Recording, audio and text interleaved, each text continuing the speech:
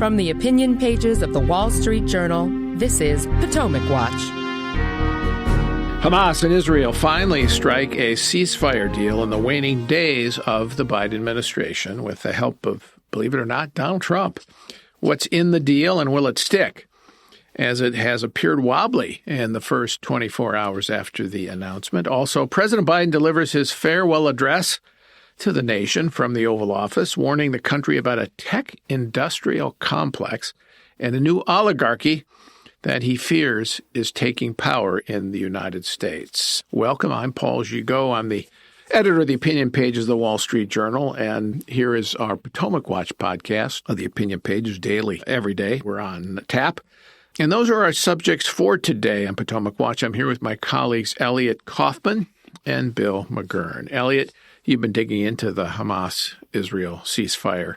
So what are its main components? Well, the main accomplishment is freeing at least some of the hostages. How many?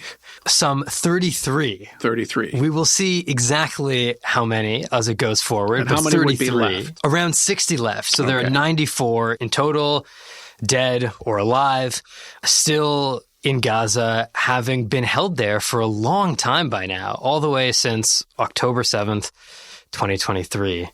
So getting some of them out is wonderful, a relief, certainly for Israelis. 7 Americans number among those 94. Again, not all of them alive. Getting some of those Americans out would be huge. We don't know how many of the U.S. citizens would come out. All right, so what is Hamas getting in return? In return, 2 main things. First, ceasefire. In the first phase, 6 weeks of ceasefire. So they can try to reconstitute, emerge, do what they can. The second thing is around 1,000 Palestinian terrorists, many of them convicted, over 100 of them serving life sentences in Israeli prisons already, released from these prisons, out and free. Are they all terrorists, or are these Palestinians who've committed other crimes? The official term would be security prisoners. So picked up, arrested, many of them convicted already for security-related crimes. And among them are many murderers, people with blood on their hands. And so that is certainly a steep cost for Israel. I thought that they were not going to release murderers. That was one of the Israeli lines. They had to give on that? At some point, it was. More recently, the question has been, how many murderers? 250, we will see exactly. But you know what? Those sorts of sordid prisoner exchanges, we see that in a lot of hostage deals. Nobody likes it. It has big costs down the road, but it happens.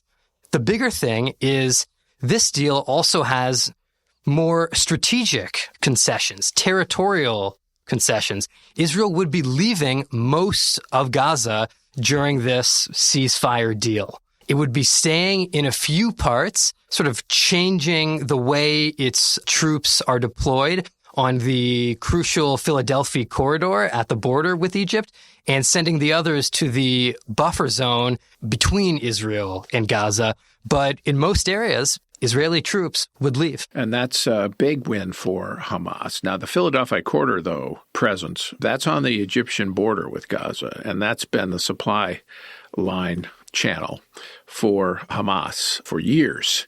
And so Israeli troops staying there, that's a win for the Israelis. It is a win, and what they've been able to negotiate are new positions along the corridor, which the Israeli military thinks are sufficient for it to cover the area, make sure arms smuggling isn't happening.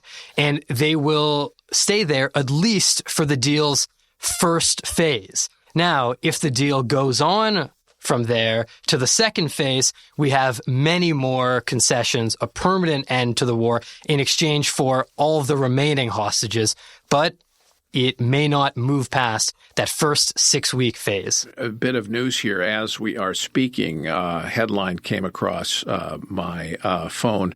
Israel-Hamas ceasefire deal is back on after last-minute crisis. So the perils of Pauline here are over, at least for now, with that first phase. But that's the only phase that, of course, is one going ahead. All right, we're going to take a break, and when we come back, we'll talk about Donald Trump's role in helping get this ceasefire deal done when we come back.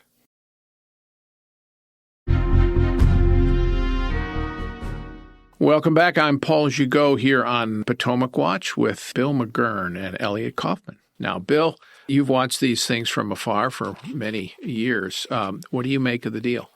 Well, I agree with our editorial on it. The judge of whether it's a right deal, I think, is the democratically elected Israeli government.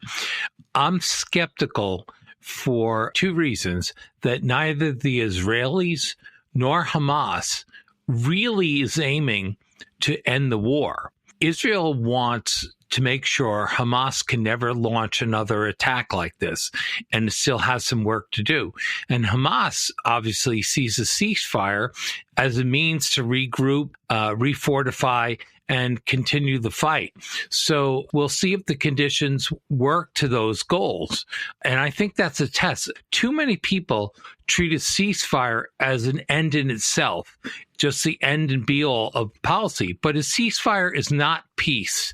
A ceasefire that leaves Hamas in place to terrorize Gaza and the Israelis is just begging for something to happen down the road. And I think that that's a real struggle. Remember, Sinwar himself, the leader of Hamas, whom the Israelis killed, he was freed in previous deal. I think it was back in 2011. Ellie would know better than I would. Back in 2011, look what happened. He killed all these people. So I trust Netanyahu to do what's right, and I'm hoping that it won't allow Hamas to go in, that he will go in and act accordingly if he has to, if he senses that this is just building up Hamas. And I hope also that Trump supports him if he does, if that's his judgment. That's what friends do for friends. A couple of key questions in that answer by Bill, Elliot. One is the criticism from the right in Israel of this Netanyahu deal for the reasons that Bill constituted itself. And they're, of course, worried that maybe Netanyahu will not be able to restart the war if, in fact, these next stage of negotiations go nowhere, which they might, because Hamas can't give up the hostages without losing whatever leverage it has over the Israelis, I think. And then the second point is Trump. There's no question that Trump, through his envoy to the Middle East, Steve Witkoff, helped here in getting this deal done, particularly with his threat to Hamas would be held to pay if they weren't released before he took office. And then I think leaning on Netanyahu, who doesn't want to get on the wrong side of Trump as Trump takes office for a second term. But if these next stage of negotiations go nowhere, Bibi goes in, will, in fact, Trump stand by him? That, I think, is the key question. Trump speaks a lot about peace. He wants peace. And there, I think Bill's point is... Who doesn't? Is crucial. First of all, who doesn't? Yeah, Sinwar. Okay, but other than that... Peace with Hamas in Gaza is preparing for the next war.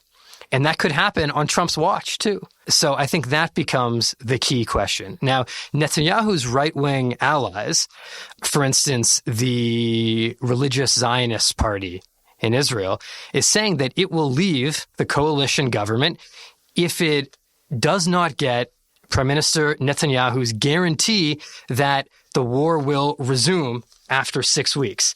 Now, Netanyahu can't say that because that would be sort of reneging on the deal immediately. The deal says that he has to give negotiations a chance over the course of the first phase. Now, what is he going to ask for in negotiations? He's going to ask for the end of Hamas. Hamas will say no. Netanyahu will say the negotiations failed. But he can't say this out loud. And so he is in a very difficult political jam here. But listen, Israelis want those hostages home. It's been the huge, even number one issue over time. And so he had to do something, especially with the pressure from Trump. Last thing I would say is that Trump's foreign policy deputies have been making statements that suggest they understand the situation. Pete Hegseth, nominee for Secretary of Defense, said, you have to kill every last member of Hamas. Marco Rubio, as Secretary of State, said, you can't live next to a neighbor like Hamas. It's impossible. Well, if they believe that, Israel may have to resume fighting after this first phase. All right. Those are really interesting and important questions. Bill, just want to get your final words here on this before we turn to President Biden. On this deal, do you think that this is a proper role for Trump to play before he's president, to try to go in here and lean on it? And then he took credit for this in a big way. Yes, and President Biden tried to deny him credit for it. Look, I think if it's a positive, yes. I think Trump understands leverage and he used it to force a deal. The question is not, I think to me, is not whether the deal is right. Look, Reagan had some pressure before the Iranian hostages were released, before he was president. He understood it was the right time to make a deal. The question is whether it's a good deal. The problem with Hamas is still Hamas carried out on October 7th what can only be described as a giant war crime, and they're planning more war crimes. So we have to root for Netanyahu to root it out. And perversely, the only reason we have this deal is because of those hostages. I think, Paul, you mentioned that each remaining hostage just increases in value, and Hamas will be reluctant to give them up, all up, because then they lose their leverage. Remember, the Israelis released more than 1,000 Palestinian terrorists in exchange for one Israeli soldier many years ago.